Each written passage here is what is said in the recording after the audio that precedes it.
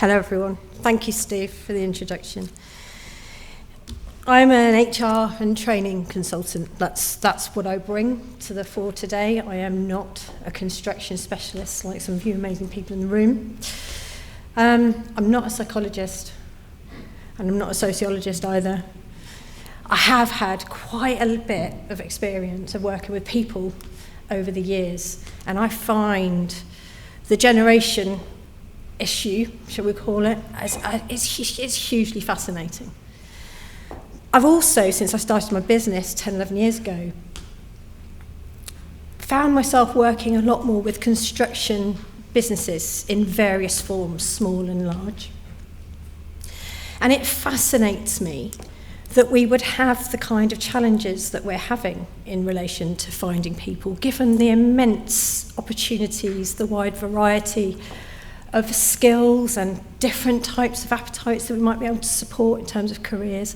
It fascinates me that, and it worries me a little that perhaps, why is our industry not seen as something that's exciting to work for?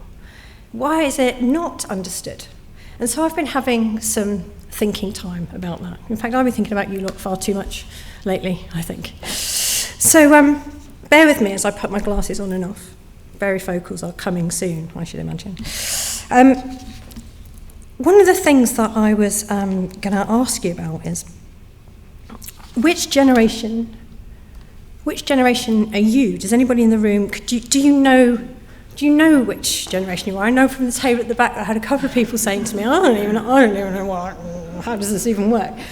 And I suppose the thing that's really important is, what is this really about, and who are we really talking about? What difference does it really make? So I thought I'd kick off with a little bit of context about, let's just start off on the same level playing field of what we think our generations really are. And just for the record, every now and again you're going to look at a piece of information somewhere, and the years are going to be slightly off. They're going to be slightly earlier or slightly later, or the bands are going to be slightly wider, but largely this is the zone that we're in. We have our silent generation from 1928 to 1945. Those are the years they were born. We don't hear from them anymore. We've got our baby boomers. We don't hear from them anymore. They've either gone silent or they're not with us anymore. We then got our baby boomers that come from 1946 to 1964. I don't know about you, but these years are really specific, don't you think? So, is there a really big difference between 1964 and 1965? What makes the difference between a baby boomer and a Generation X? All of a sudden in that year, what was different, actually? And so I look at these things and I think, well, we need to be a bit careful, don't we? What we're talking about here are eras. We're talking about societal backgrounds. We're talking about experience of the world. What were the major societal global shifts that were happening?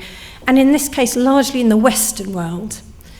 What are we talking about these people have got a collective experience about that means they've shaped, their future is shaped differently, or the way they see the world is different. And that's essentially what I'd love you to think about today. Not all Generation Z, 1997 to 2012, are going to see the world in the same way, but they are going to share some common traits. Would anybody like to tell me what some of those common traits might be?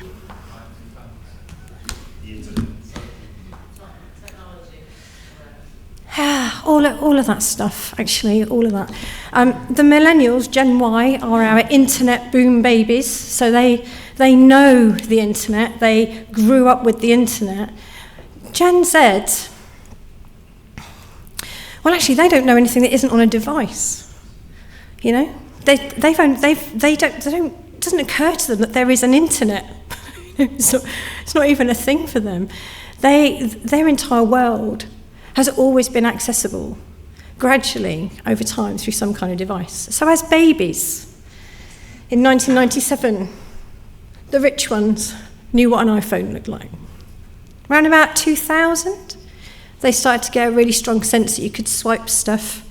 Around about 2010, toddlers knew how to use phones. And so these people, this population, just don't know the world in any other way. But they share some other traits as well. And you'll hear some of the differences in the other generations just from some of the traits that they've had. They share, for example, global crisis, never ending. They don't know a world where something starts and it finishes. Their world, as they know it, has always been on. They don't know a world where things get turned off. They don't know it to go quiet. They don't know that TV screen. Remember that one that said, no, there's no TV for now? And millennials, you probably don't know it either. But they don't know that they have to wait for stuff.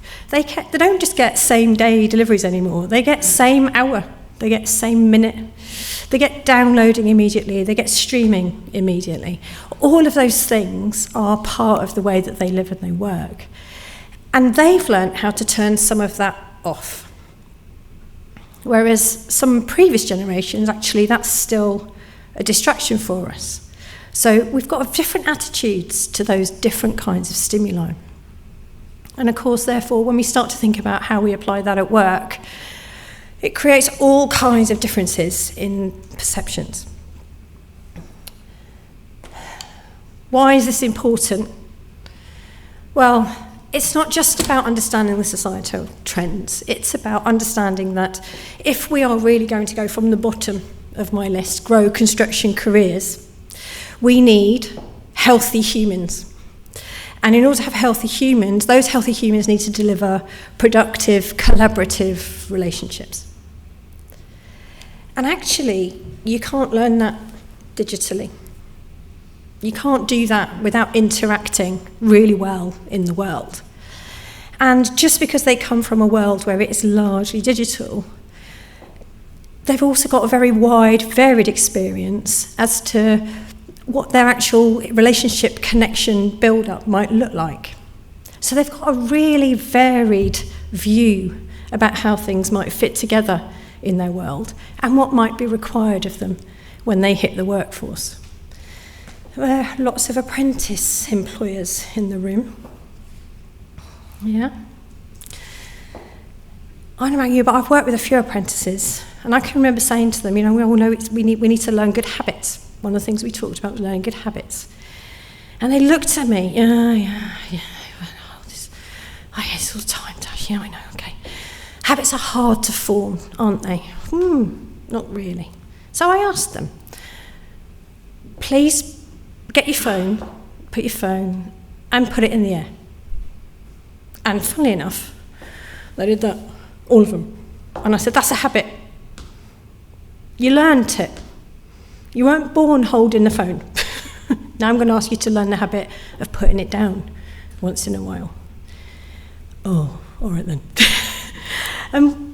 Sometimes the stuff that we think they've got access to so much information readily at their fingertips, but actually they're not thinking necessarily in the ways that we think they might with access to all of that information, because we had a different relationship with finding out information if we were younger, if we were older, growing up. And so all sorts of things are different about how Gen Z see themselves and how they want to interact in the world. But actually, when I looked at the list of things that Gen Z say they want, I couldn't see much difference between the generations.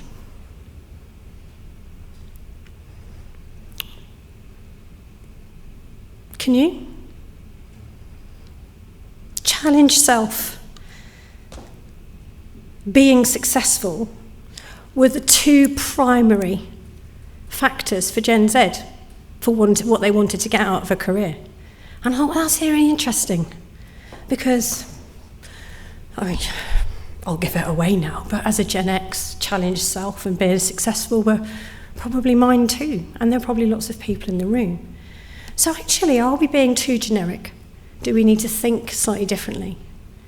And so that got me thinking about where the generations connect. And actually, it's in the human side of things.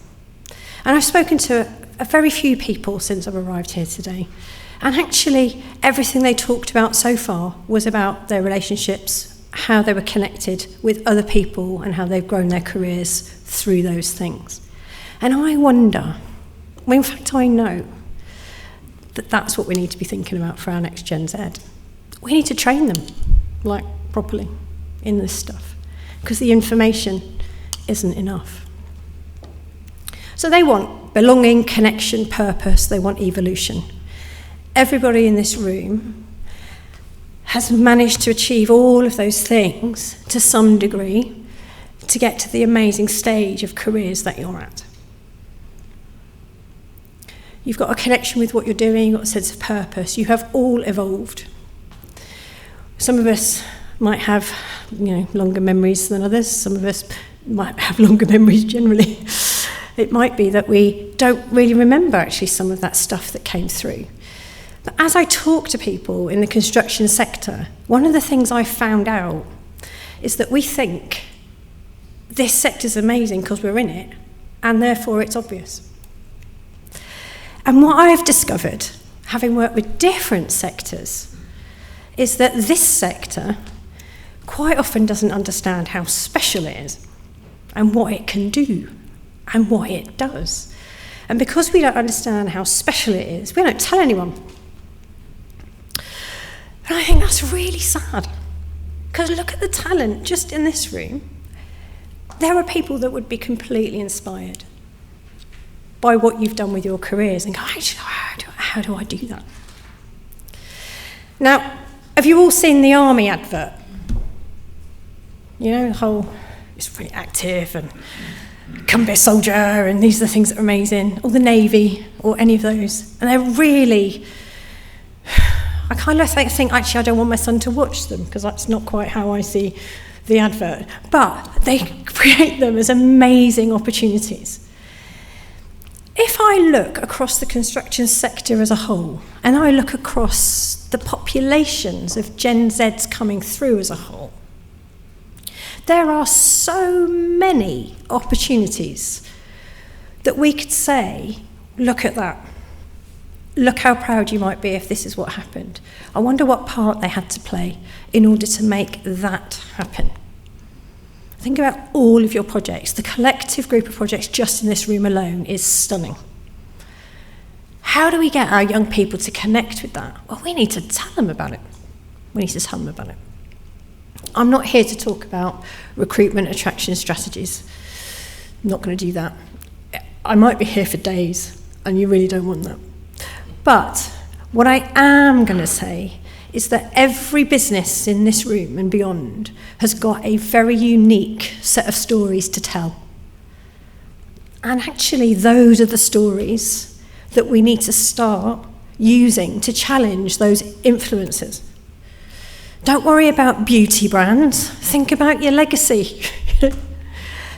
Really? You want to worry about selling more eyeshadow? Let's have a think about where you might really go. What are you fascinated by? What are you interested in? And let's look at what the tech industry have done. The tech industry create coding clubs in schools. They've got them really early. They've got them really early. I'm not suggesting we start creating construction clubs in schools, but what I am saying is the tech industry has started to think about quite a long time ago, because they were new, emergent, they were able to think about it differently, how they were going to connect with the next generation and the one after that. And I think there are times when what we can do as a construction industry is really start to think about some of those things for us. What are the stories? Who are the people? Who are the success stories in our organisations? How do we share what that looks like in the networks that we need to share it in? So I encourage you to talk to your HR teams and get them thinking about what some of those things might have to look like. But of course, all of these things don't change the journey of employment. So what we need to do as well to create those stories is start to think about what are the things that will make a big difference once they're in. actually, how do we get people that are in the career to talk well about it? I read a stat that said, it was a CIOB report, and it said that 3 out of 10 people will not recommend construction as a career choice to their children and young people. I think that's criminal. I think that's awful. Why would we not do that? Why? On what basis? And actually, the basis is outdated stereotypes. So I tested it. I asked my 14-year-old and my 24-year-old what their perception of construction was. And they said, and my 14-year-old, very fascinated by construction. I remember taking him to a football match, and he wasn't interested in the football match at the time. He was looking at the stadium and how that got built. We need to find those kids that go, wow, that's different. He said, but Mum, he said, people don't talk about construction like that. He said, they talk about construction as that builder round the corner. There's a stereotype for building. Thanks, kid. I actually wasn't expecting that. It's so misrepresentative. That's why we need the stories. And the reason we need the stories, we then need to help people tell those stories. And here's what's happening with our generations. We have a perceptions quandary. In my view, we have a perceptions quandary. I use this model in pretty much every program I deliver, whether it's for apprentices or senior execs. It just helps crystallise what we do as humans with information. It's not my model. It's something that's really useful for me. The 3 words I'd like you to focus on are the delete, distort, and generalise. Imagine that everybody comes to an event like this one. That's what the external event arrow will be. We all go to an event. We all see the event. We all experience the event. How many of us are going to walk out of that event with the same experience and perception? It's going to completely vary. And the reason it completely varies is because we delete some information if we don't think it's relevant. Watch a movie twice, you'll know what I mean. We distort some of the information. We might say to ourselves, well, that's more important to me than this is, so therefore I'm going to focus more on that element. So I'm going to walk out of the event with, I went to sleep just after lunch, but I was really excited by the thing before lunch. The distorted element of how we go depends on our experience and what we want to see. Or we generalise. Generation Z are never off their phones. Does that mean they're never active as well? Or is it just that that's the bit that we focus on? And of course what we then do is we then form a view about how to treat them and ourselves in response to that. And of course they're doing it to us, informed by all those other criteria that they've grown up in. So we've grown up in one era and they've grown up in another era. We've made a whole load of decisions about how the world should look and what we think it should look like, and it doesn't match theirs. So our jobs are now to find the connection between our industry, what we need, our 225,000 jobs, and the people that will be interested in connecting.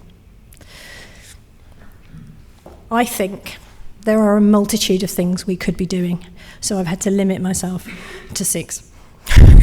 So please let me walk you through what I think some of those things could look like, what some of those things could be that will harness that connection with our next generation once we've told them that it's better than being in the army, okay, and that there's a multitude of careers. So imagine we've got a group of people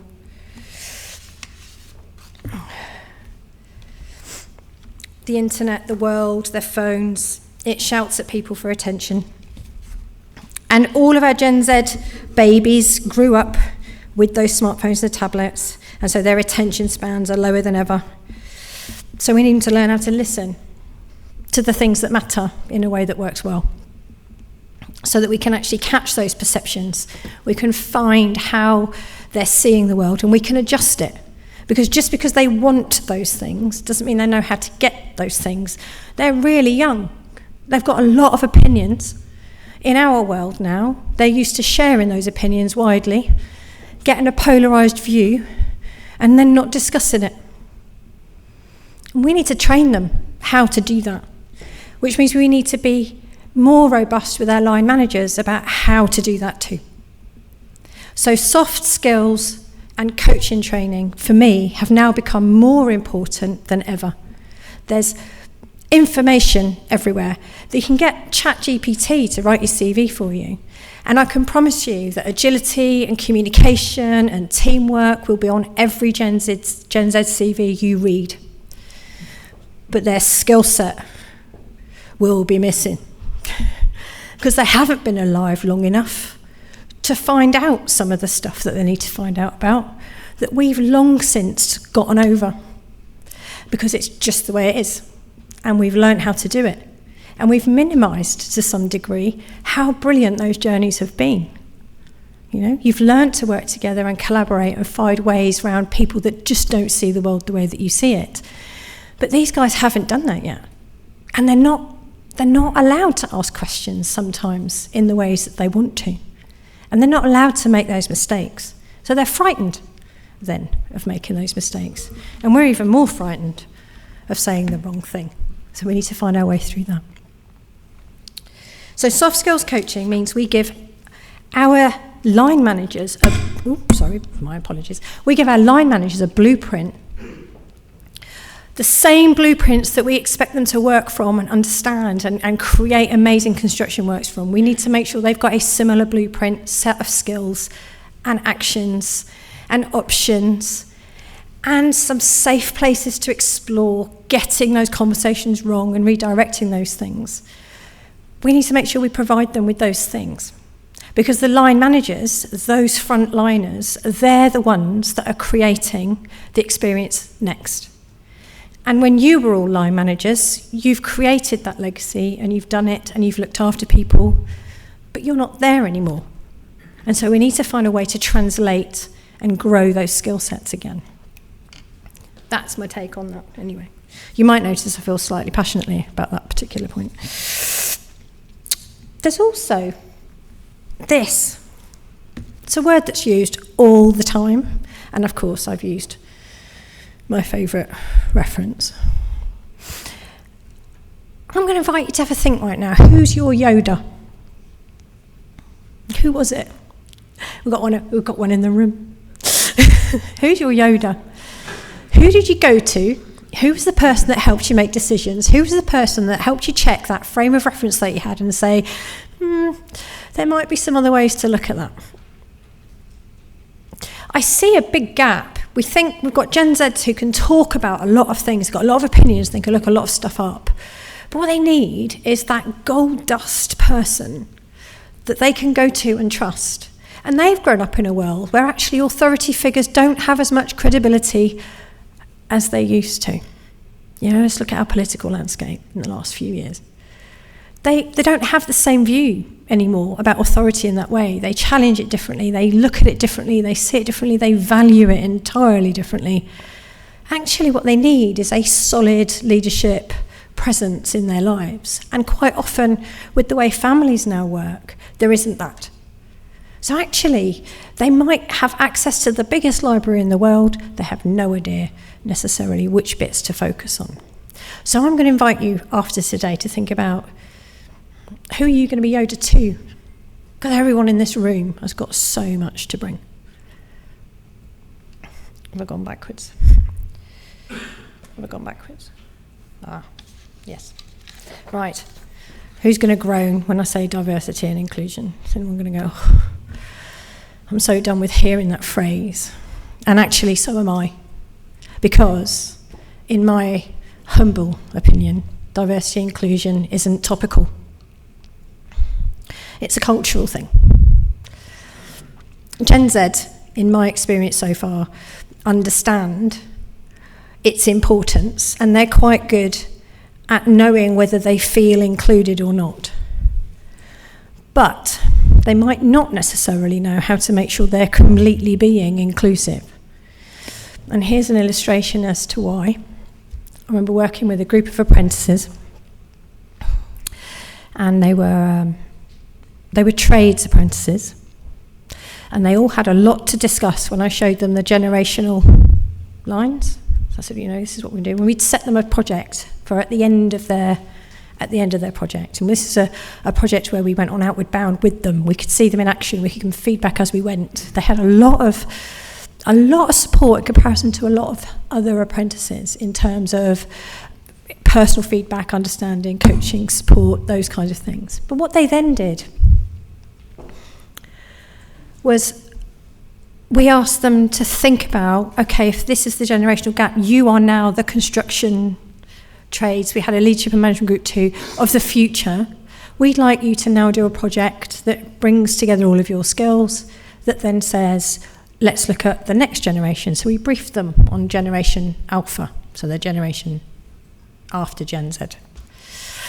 And we said, create a housing project, pitch for it, all of the stuff all the hallmarks you'd expect from a training program.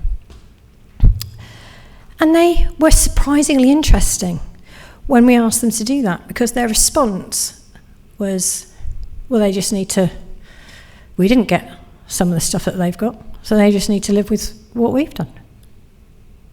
Oh, I thought I was creating a really exciting project. Okay, let's have a think about that. So what I learned was, and I said to them at the time was, those people in the generations before that you think are judging you because they don't understand your world, well, you've just displayed that very behaviour. Oh, I was really popular, weren't they?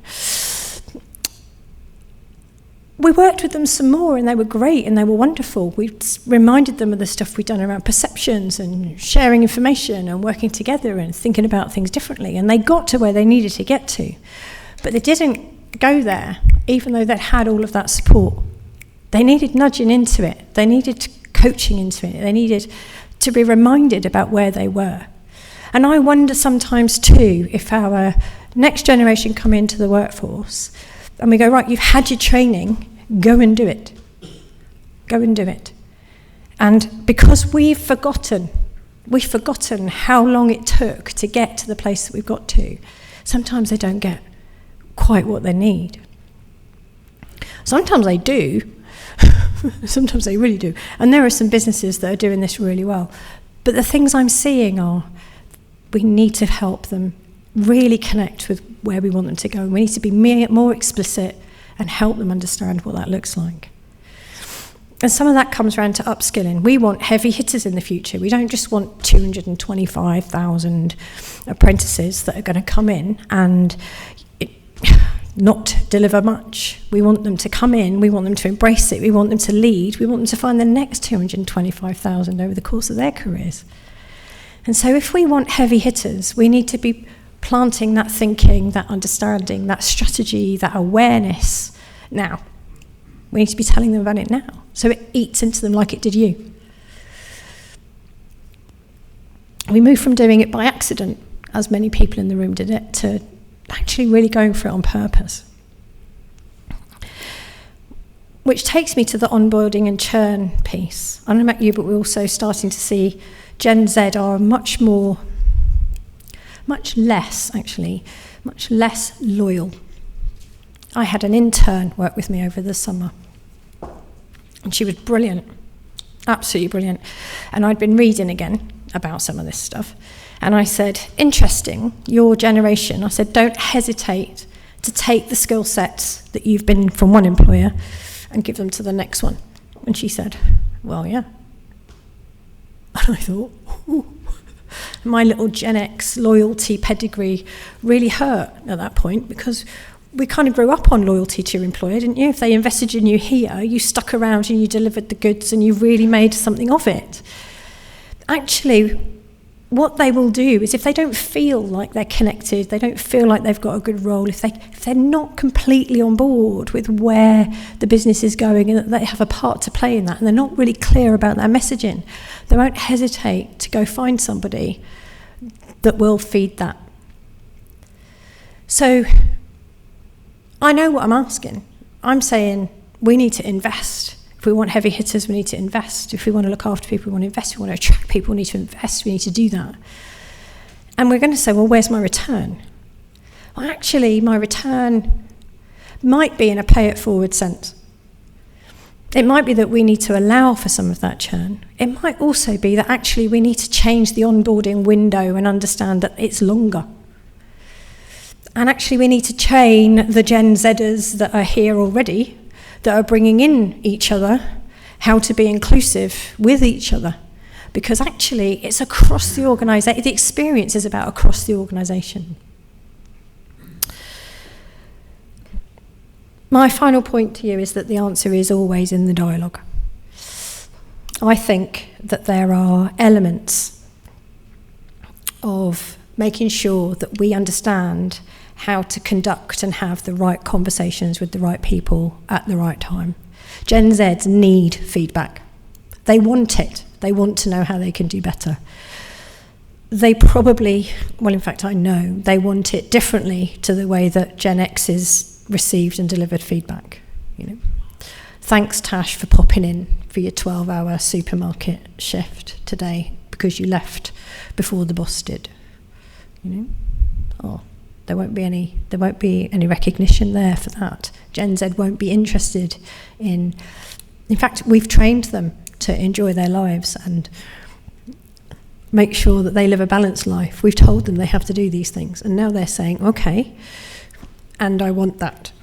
And so we need to make sure we help them make decisions about when. Actually, sometimes there are times to put in some maximum effort, and sometimes there are times when actually we can lead a life that was a bit easier maybe than some of the people that came before. But the answer's in the dialogue about that, not in the judgment about that. So sometimes I see relationships go askew because Gen Z don't understand. The Gen Z youngster doesn't understand the frame of reference that you're coming from. And it's obvious, right? You work hard, you get good results, and then you get to go home. It's not quite so obvious because actually I can do this in my pyjamas over there. So what does it really look like? So I doubt I've put anything in front of you today that isn't somewhere in your business or on your radar or something to think about.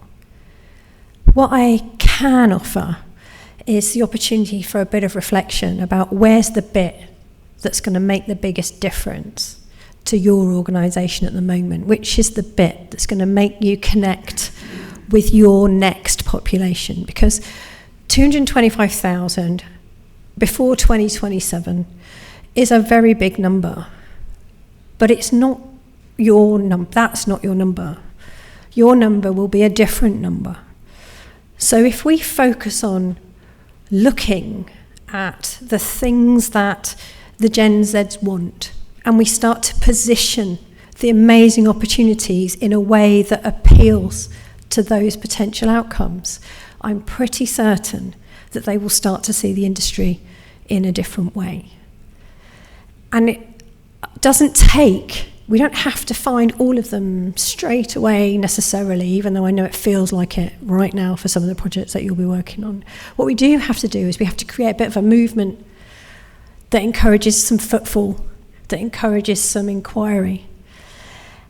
And I can remember I fell into a supermarket, not quite literally, but I fell into a supermarket as an early career. I always wanted to do stuff to do with people and training. I was a bit lost at the time. I had no idea what I was going to be doing. But I remember falling into that environment and going, oh wow, this is amazing. I had no idea about these moving parts. What I'm inviting you to do is to invite Gen Z in so that they can go, oh wow, this is amazing. I had no idea that I could have this opportunity or that would be appealing to me. That's all I have for you today. Thank you very much for listening.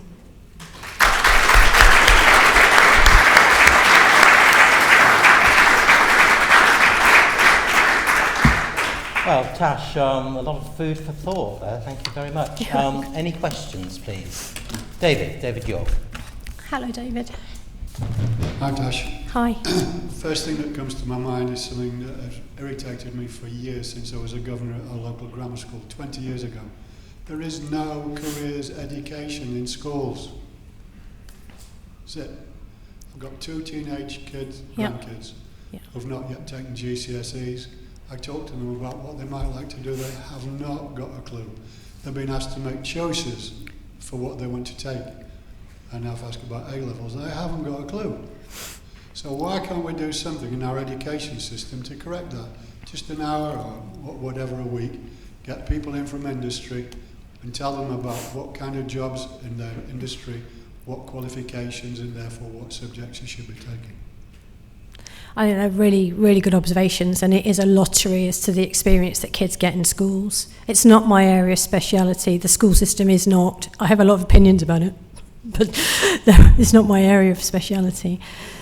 However, what I will say to you is my colleagues and I have started to work with local schools to start to talk about different opportunities. We've got a fair going on at my son's secondary school in the coming months for exactly that. Employers have got huge amounts to do. One of the things that we could be doing is leading the way on getting in touch with the schools to do that. It might not be the direction it needs to go in, but it might be the starting point we need to make it happen. Surely more strategic than that, it means government to take charge of that and make it happen. Yeah, no doubt. Thank you.